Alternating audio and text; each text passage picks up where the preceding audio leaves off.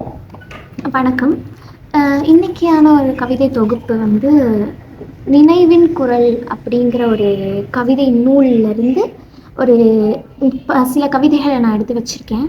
அந்த கவிதைகளை பற்றி பார்ப்போம். அதுக்கு முன்னாடி நான் இந்த கவிதையும் இந்த ஆசிரியரை பற்றி கொடுத்துருந்த அணிந்துரை கொஞ்சம் புரட்டி பார்க்கலாமேன்னு பார்க்கும்போது ஒரு கவிதை தென்பட்டுச்சு.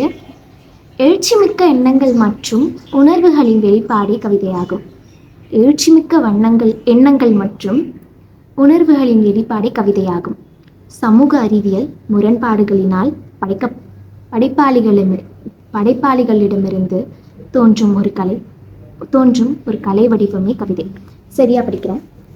எழுச்சிமிக்க எண்ணங்கள் மற்றும் உணர்வுகளின் வெளிப்பாடே கவிதையாகும். சமூக அறிவியல் முரண்பாடுகளினால் படைப்பாளிகளிடமிருந்து தோன்றும் ஒரு கலை வடிவமே கவிதை.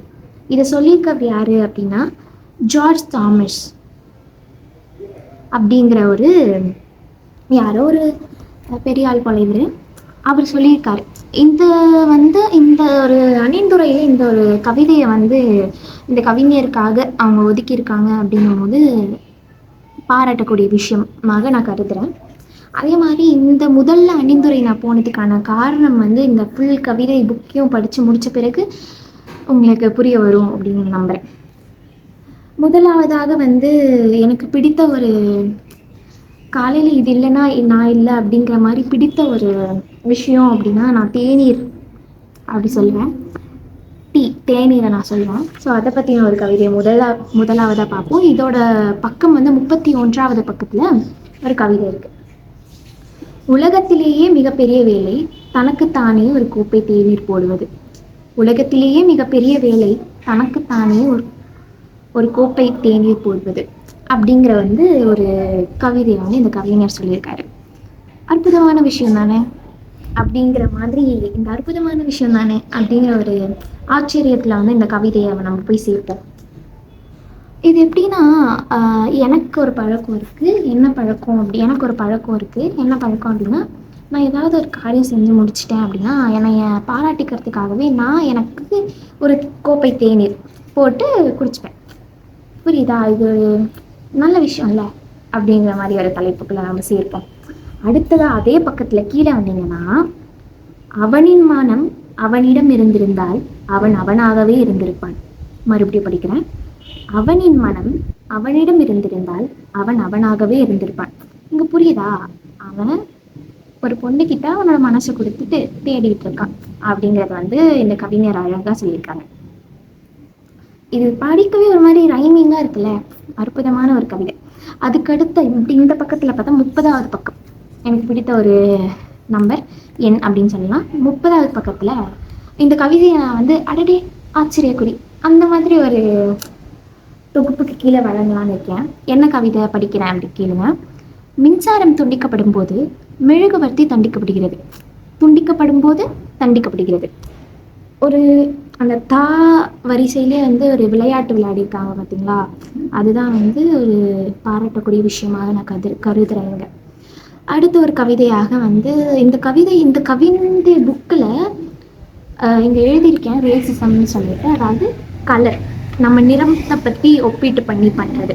அந்த மாதிரி கவிதைகளும் வறுமை நிறைந்த மக்களோட வறுமையை சொல்கிற மாதிரியான கவிதைகளும், அதே மாதிரி நம்மளை சிந்திக்க வைக்கிற கவிதைகளும், அதே மாதிரி நான் சொன்னல அடடே ஆச்சரியக்குறி அந்த மாதிரி ஒரு சில கவிதைகளும், இந்த மாதிரி ஒரு நிறைய கவிதைகளுமே இருக்குது. ஓகேவா? நான் ஒன்று படிக்கிறேன்.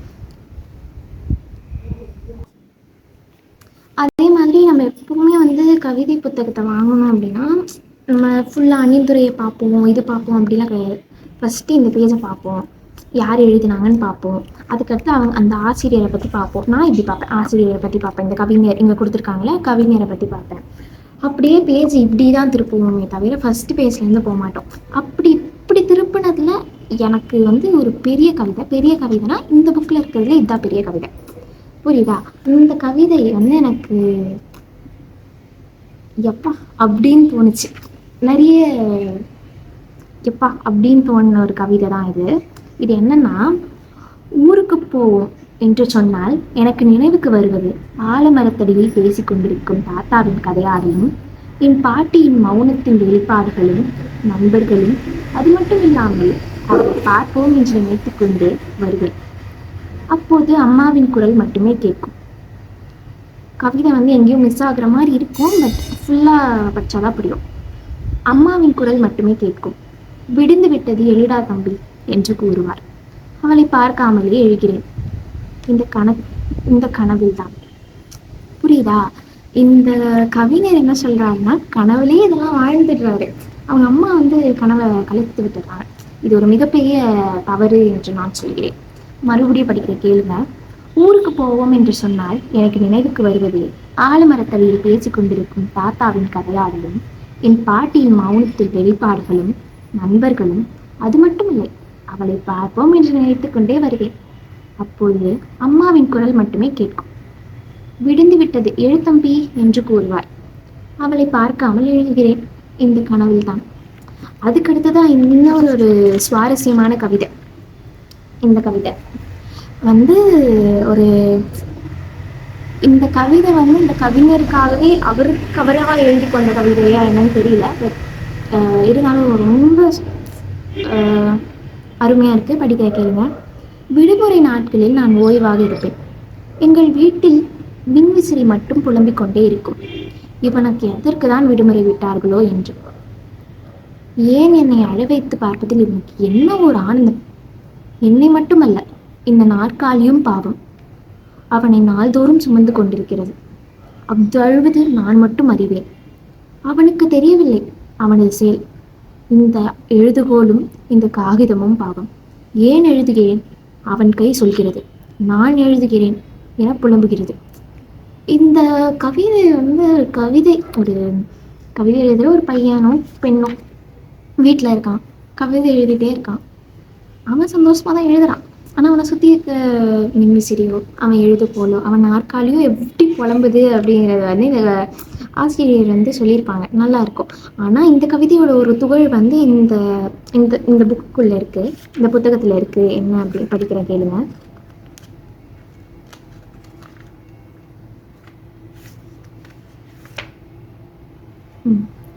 பக்கம் 60 வந்து அந்த அந்த கடைசியாக படித்த கவிதையோட ஒரு துகள் இருக்கும். மின்விசிறியும் எழுதுகோலும் எனக்கு தெரியாமல் எழுகின்றன. எப்படி சொல்லியிருக்காரு பாருங்க. மின்விசிறியும் எழுதுகோலும் எனக்கு தெரியாமல் எழுகின்றன. நல்ல ஒரு கவிதையில். அடுத்து, ஆசை இல்லாதவனிடம் அவளே பேராசையாக மாறுகிறார். இதை வந்து நான் அடடே ஆச்சரியக்குறி அப்படின்ற ஒரு தலைப்பில் வந்து நான் இந்த கவிதையை போடுறேன். ஆசை இல்லாத அவனிடம் அவளே பேராசையாக மாறுகிறாள். ஒரு அருமையான ஒரு கவிதை. சின்ன வரியிலே அவ்வளோ ஒரு வார்த்தையை, ஒரு மனிதனோட ஃபீலிங்ஸை சொல்ல முடியுமோ அவ்வளோ சொல்லியிருக்காங்க. வந்து இந்த ஒரு கவிதை எனக்கு வந்து அடடே அப்படி எப்படின்னா அடடே அப்படின்னு சொல்லிட்டேன். என்ன கவிதை அப்படின்னா, 21வது பக்கத்தில், நூலால் கைது செய்ய மனமே இல்லை, சிரிக்கும் பூக்கள். பூ கட்டுறோம் இல்லையா, நூல். அந்த நூலுக்கு வந்து பூக்களை கைது செய்ய விருப்பமே இல்லையா. இதை கேட்ட பூ வந்து சிரிக்குது அப்படின்னு தான் நான் வந்து புரிஞ்சுக்கிட்டேன். ஏன்னா இந்த கவிஞர் எப்படி எழுதியிருப்பார் நமக்கு தெரியல, ஆனால் இப்படி தான் நான் புரிஞ்சுக்கிட்டேன். நூலால் அந்த பூக்களை கைது செய்யறதுக்கு மனமே வரல, அந்த நூல், பூ கட்டுற நூல். பட் அதை நினச்சி பூக்கள் சிரிக்குது அப்படின்னு சொல்லிட்டு இந்த மாதிரி நமக்கே சிரிப்பா சந்தோஷமா இருக்குல்ல. அடுத்ததா இது இது இது பாருங்க. ஆமாயா அப்படின்னு தோணும் ஒரு கவிதை. 20வது பக்கத்தில், எங்கள் நிலத்தில் உள்ள சோலைக்காட்டு பொம்மை யாருக்கும் தலை வணங்கியதே இல்லை இன்று வரை. இது நம்ம தெரிஞ்சுக்க வேண்டியது என்னன்னா, மக்களாகிய நம்ம எல்லாருக்குமே தலை வணங்குறோம், புரியுதா? ஆனால் ஒரு சோலைக்காட்டு பொம்மை இருக்கும் தலை வணங்கி பார்த்துருக்கீங்க? கிடையவே கிடையாது. அப்போ எந்த அளவுக்கு நம்ம மக்கள் இருக்கோன்றதை தெரிஞ்சுக்கோங்க. இதுக்கு கீழே அப்படியே வந்தீங்கன்னா ஒரு கவிதை. இதை நான் வந்து GT 2.0 படத்தோட ஒப்பிடுறேன். என்னன்னா, மரங்களும் பறவைகளும் நன்றாகவே இருந்தன மனிதன் வருவதற்கு முன்பு. அந்த படத்துலையுமே அதே சினாரியோஸ் தான் வந்திருக்கும். இதுலேயுமே அவங்க அதை பற்றி தான் சொல்லியிருக்காங்க கவிஞர். எனக்கு வந்து இது அல்லவா கருத்து, இதாண்டா கருத்து அப்படின்னு சொன்ன ஒரு கவிதை அப்படின்னா, ஒரு கவிதையில பலாயிரம் கவிதைகள் இந்த புத்தகத்தில் இருக்கு. எனக்கு பளிச்சுன்னு தோணுன ஒரு கவிதை எழுதி வச்சிருக்கேன் பாருங்க. குடிகாரனை எழுப்பி வீட்டுக்கு அனுப்பியது மழைத்துளி. இதெல்லாம் குடிகாரனாக இருந்தாலும் மழை வந்ததும் வீட்டுக்கு தானே போகிறான். என்ன ஒரு உணர்த்துது பாருங்க. அடுத்ததான் நம்ம அப்படியே திருப்போம். காற்றே நம்மளை வந்து இந்த பக்கத்தை படி அப்படின்னு சொல்லிட்டு அனுப்புது அப்படின்னா இந்த பக்கத்தை படிப்போம். இது ஒரு அற்புதமான விஷயம் அப்படின்னு சொல்லிட்டு குறியீடு பண்ணி வச்சிருக்கேன். என்னன்னா, உலகத்தில் மிகப்பெரிய வேலை தனக்குத்தானே ஒரு கோப்பை தேநீர். மறுபடியும் தேநீர் போடுற கவிதை தான் வருகிறது. அடுத்த ஒரு கவிதை படிப்போம். ரேசிசம் பத்தி நான் சொல்லியிருந்தேன்ல, அதாவது கலர் வச்சு, நிறத்தை வச்சு. கருப்பு தான் கேலி செய்யும், அதனை புரிய வைத்ததே வெள்ளை முடி. வெள்ளை முடி வந்தாலே கருப்பு முடி, கருப்பு கலரு, கருப்பா இருக்கே நீ அப்படின்னு தான் சொல்லுவாங்க. நிறைய பேர் நீங்க யோசிச்சு பார்த்தீங்கன்னா தெரிஞ்சிருக்கும். கருப்பா கலையா இருக்கே அப்படின்னு சொல்லுவாங்க. யாரும் வெள்ளையா கலையா இருக்குன்னு சொன்னது கிடையாது. கருப்பா கலையா இருக்க, வெள்ளையா கலையா இருக்கேன்னு சொன்னதே கிடையாது. அதனால நம்ம ஒருத்தருமே மாத்திக்க வேண்டிய ஒரு விஷயம், அழகா இருக்கேன் அவ்வளவுதான். நீ வெள்ளையோ கருப்போ கலையா இருக்கியா, அழகா இருக்கு, அவ்வளவுதான். அந்த மாதிரிதான் இந்த கவிதையுமே.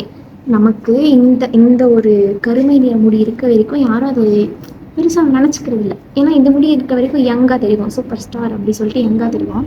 நல்ல முடி வந்தால் ஒரு டை அடிக்கிறோம், எல்லாமே பண்ணுறோம்ல, ஆஃப் பண்ணி நம்ம மூஞ்சி நம்ம உடம்போட நிறம் மட்டும் வெள்ளையாக இருந்தால் பெருமை, தலையோட முடி வெள்ளையாக இருந்தால் வயசானது உனக்கு அசிங்கமாக தெரியுது.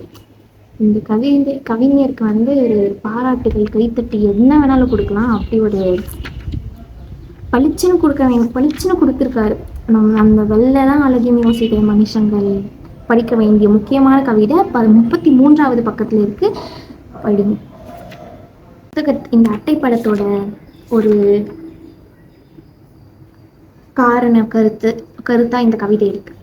என்னோடு பேசியதில்லை பறவை, நான் நட்டு வைத்த மரத்திடம் உறவாடுகிறது. என்னோடு பேசியதில்லை பறவை, நான் நட்டு வைத்த மரத்திடம் உறவாடுகிறது. இது புரியுதா? இந்த அட்டைப்படம் பாருங்க.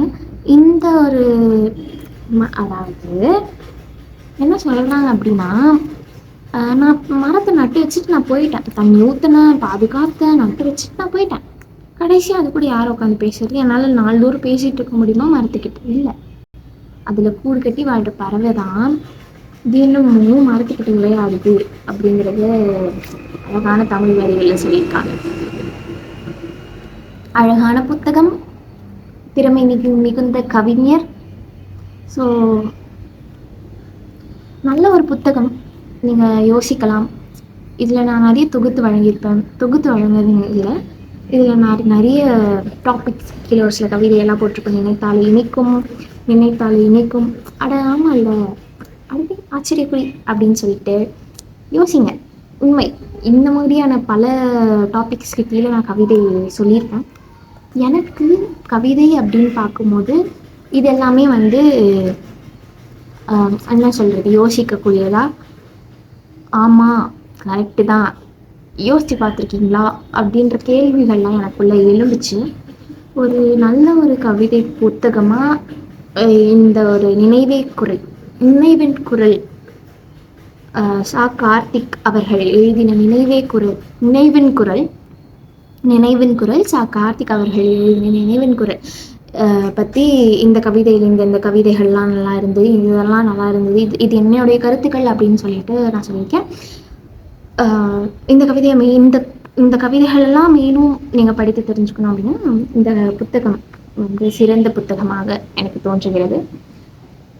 அதே மாதிரி நாட்டு நடப்புகள் எல்லாத்தையுமே இந்த புத்தகத்தில் இருக்க 3 வரிகள் சொல்லுது. 3 வரி சொல்கிற அளவுக்கு ஒரு பேராகிராஃபும் சொல்ல முடியாது. அதுதான் கவிதையோட சிறப்பு அப்படின்னு சொல்லிட்டு நான் இங்கே பார்க்குறேன். நன்றி, வாய்ப்பளித்ததற்கு நன்றி.